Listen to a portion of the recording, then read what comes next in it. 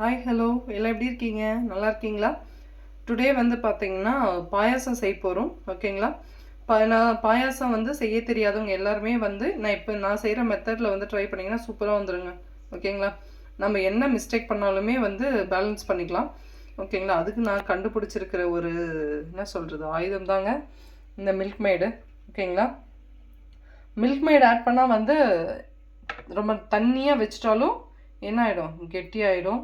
நம்ம சுகர் வந்து நம்ம கம்மியாக போட்டாலும் வந்து மில்க் மேடில் இருக்கிற சுகர் வந்து பார்த்திங்கன்னா பேலன்ஸ் ஆகிடும். ஓகேங்களா? அதனால நான் மில்க் மேட் பாயசம் தான் ரெடி பண்ண போகிறேன். அதுக்காக நான் ஒரு 50 கிராம் ஜவ்வரிசி எடுத்திருக்கேன். வறுத்த சேமியாங்க. ஓகேங்களா? அதுவும் ஒரு 50 கிராம் எடுத்திருக்கேன். நெக்ஸ்ட்டு தாளிக்க தேவையான முந்திரி திராட்சை எடுத்திருக்கேன். ஓகேங்களா? நெக்ஸ்ட் வந்து இது நம்ம நெய்யில் தான் வறுக்கணும். நம்ம வறுக்கும் போது பார்த்துக்கலாம். ஓகேங்களா? இப்போ எப்படி செய்யறதுன்னு பார்த்துக்கலாம். நான் வந்து ஒரு 1/2 லிட்டர் அளவுக்கு வந்து பாயாசம் ரெடி பண்ண போகிறேங்க. ஓகேங்களா? அதுக்கு முதல்ல நம்ம எவ்வளோ தண்ணி வச்சுக்கணும், ஒரு 750 ml தண்ணி வச்சுக்கணும். இப்போ வந்து நான் தண்ணி எடுத்துக்கிட்டேன். ஓகேங்களா? ஒரு பாத்திரத்தில் நம்ம தண்ணி எடுத்துக்கிட்டு அந்த தண்ணி வந்து நல்லா கொதிக்கும் போது நம்ம ஜவ்வரிசி ஆட் பண்ணிக்கலாம். தண்ணி நல்லா கொதிக்கட்டும். பார்த்திங்கன்னா தண்ணி வந்து இந்த மாதிரி நல்லா கொதிக்குது. நம்ம ஜவ்வரிசியை வந்து நெய்யில் வறுத்துட்டு கூட போடலாம். அப்படி போட்டால் என்ன ஆகிடும்னா ஜவ்வரிசி வந்து குழஞ்சிரும். ஓகேங்களா? நம்மளுக்கு வந்து அப்படி கிடைக்காது. அதனால் நான் அப்படியே ஆட் பண்ணிக்கிறேன். ஓகேங்களா? ஒரு 5 minutes வேகட்டும்.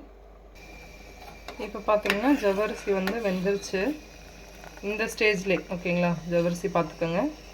இந்த ஸ்டேஜ் இருக்கும்போது நம்ம வந்து சேமியா சேர்த்துக்கலாம்.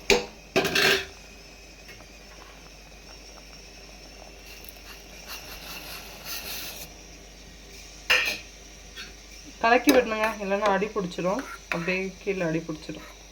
ஜவ்வரிசி போட்டும் நம்ம கலக்கி தான் விடணும், சேமியா போட்டும் கலக்கி தான் விடணும். நெக்ஸ்ட்டு வந்து நம்ம சும்மா இனிப்பு வந்து நல்லா உங்களுக்கு டேஸ்ட்டு தெரியணும்னா நம்ம ஒரு பிஞ்ச் உப்பு ஆட் பண்ணிக்கணும். இப்போ இந்த பாயாசத்துக்கு தேவையான அளவு நான் உப்பு சேர்த்துக்கிறேன். நான் இந்த அளவுக்கு உப்பு சேர்த்துக்கிறேன். உப்பு சேர்த்தாதாங்க ஸ்வீட் வந்து நல்லா தெரியும். தண்ணியாக இருக்குதுன்னு நினைக்காதீங்க. இது வேகிறதுக்குள்ளே பார்த்தீங்கன்னா இது சரியாக போயிடும். பாயாசம் வந்து குடிக்கணுங்க, அள்ளி சாப்பிடக்கூடாது எனக்கு. அதனால் நான் இந்த பதத்துக்கு வச்சுருக்கேன். வேகட்டும். இப்போ பார்த்தீங்கன்னா சேமியா வந்து ஃபுல்லாக இந்த மாதிரி நல்லா வெந்துருச்சு. தெரியுதுங்களா? இப்போ நம்ம சுகர் ஆட் பண்ணிக்கலாம், சர்க்கரை ஆட் பண்ணிக்கலாம். ஒரு 200 கிராம் சர்க்கரை போட்டுக்கலாம்.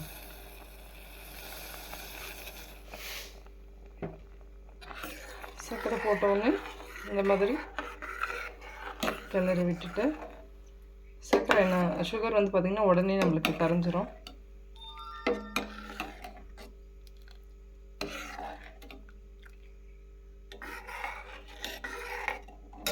அவ்வளோதாங்க.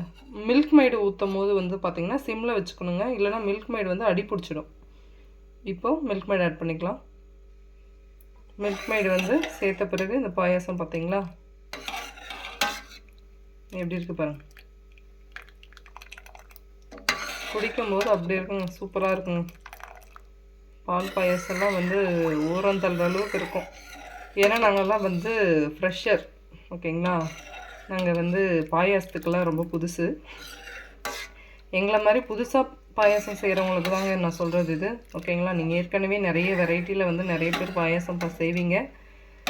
புதுசாக சமைக்க கற்றுக்கிறவங்களுக்கு வந்து மில்க் மைடு வந்து ரொம்ப ஒரு கான்ஃபிடென்ட் கொடுக்கும், வேறு ஒன்றும் இல்லை. நெய் போட்டு முந்திரி நல்லா வறுத்துக்கிட்டோம். ஓகேங்களா? முந்திரியும் திராட்சை ஒன்றா தாங்க சேர்க்கணும், இல்லைனா வந்து முந்திரி தீஞ்சு போயிடும். ஓகேங்களா? இப்போ நம்ம சேர்த்துக்கலாம்.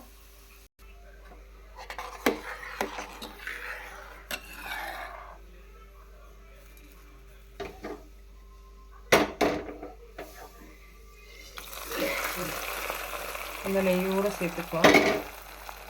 அவ்வளோதாங்க, சுவையான பாயாசம் ரெடி.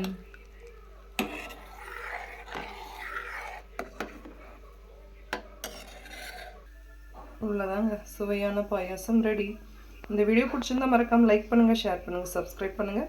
நீங்கள் சப்ஸ்கிரைப் பண்ணால் தான் நான் போடுற வீடியோஸ்லாம் உங்களுக்கு வரும். மறக்காமல் சப்ஸ்கிரைப் பண்ணுங்கள். தேங்க்யூ.